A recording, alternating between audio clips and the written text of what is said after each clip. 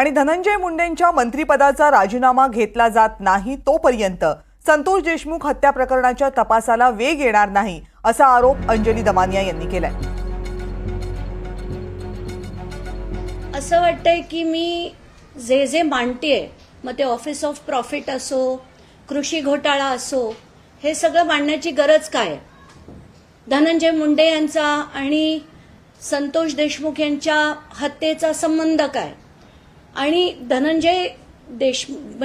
संतोष देशमुखांची जी हत्या झाली त्याच्याबद्दल सगळ्यांना जो आक्रोश आहे आणि त्याच्यात जे आतापर्यंत नीट त्याच्यावर कारवाई होताना आपल्याला जी दिसत नाहीये, अपेक्षित अशी होताना दिसत नाहीये, म्हणूनच मला असं वाटतंय की जोपर्यंत धनंजय मुंडे हे बाहेर पडत नाहीत मंत्रिमंडळातनं, तोपर्यंत या पूर्ण हत्येच्या शोधाला नीट दिशा मिळणार नाही।